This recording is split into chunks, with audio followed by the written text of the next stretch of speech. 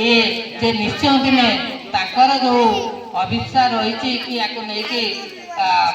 Inter बा graduation तक पहुँचेवाई residential school start करने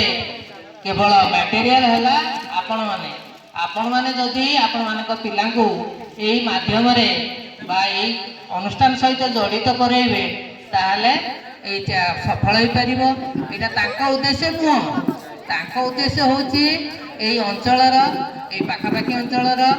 आम ब्लॉक जो माने अति अल्प खर्च रे उच्च मानर शिक्षा प्राप्त करें से प्रयास। मु रिटायर्ड कलापर मो रेलवे इंटर कॉलेज रिटायर्ड कली आसिक घरे थी दिने हठात जाए पहुँचले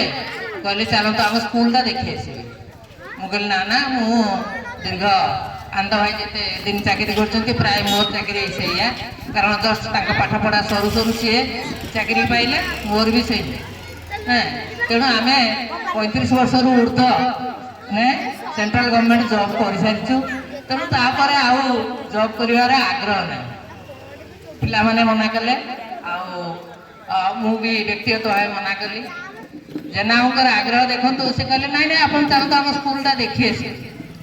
मुझे देखिली जे स्कूल मिनिमम जो जिनस दरकार ता सब अच्छी केवल ये दरकार हो कौन ना कि डेडिकेटेड टीचर आउ मैनेजमेंट मु कहली ठीक अच्छे मोर तो एमती से बाबद इंटरेस्ट नहीं जातु आप दिन चिंता करके कहपर चिंता कली ठीक अच्छे मु घरे बसवा अपेक्षा जदि मो अंचल 50-100 पिला मु पाठ पढ़े पार्ली स्कूल से माने शिक्षित होके गले आओ उच्च पद पदवी पाइले ताले अल्प समय दे मु तो बिना पारिश्रमिक जाऊनी से कहले मुझे जहाँ किसी पारिश्रमिक देवी आपको संतुष्ट होगा पड़ो मु कहली से बाबद व्यस्त हबार ना जहाँ आप संभव देवे मुझे कहनी से जहाँ कले मुझे हाँ कली और चली। अच्छा मोर कहया कथा हूँ जे एजुकेशन माने केते सस्ता केते महंगा तार एग्जांपल गोटे दूसरे आमर जन संपर्कीय दिल्ली रे रहती नोएडा रे ताकर पुओटीए झीए मात्र 2टी संतान लास्ट को से विचार कले ना मुझे पिला को पाठ पढ़े पारि नहीं भद्रक को फैमिली शिफ्ट कले भद्रक पुओ झील को मैट्रिक पास करेला से दिल्ली नेले ताने आम जो जानलु जे कथाटा कौन ना कथा हूँ कस्ट ऑफ एजुकेशन जो एजुकेशन आपण मैंने ये पाँच माने 100 टंका से 5000 आ भाई आमर थे से जानते तो तेणु कस्ट ऑफ एजुकेशन पैटर्न सेम खाली आमर 1 फ्लोर बिल्डिंग पाठशाला बिल्डिंग कहार प्लेग्राउंड अच्छी नहीं एमती क्षेत्र भी से माने एते कस्ट ऑफ एजुकेशन तेणु आम जो अल्प खर्च आम घर पाखे आम गाँव में ये एजुकेशन पाई तेणु आम यार सुजोग ना उचित आमर ये अंचल जी स्कूल सहित आम संपर्क टी अच्छी माने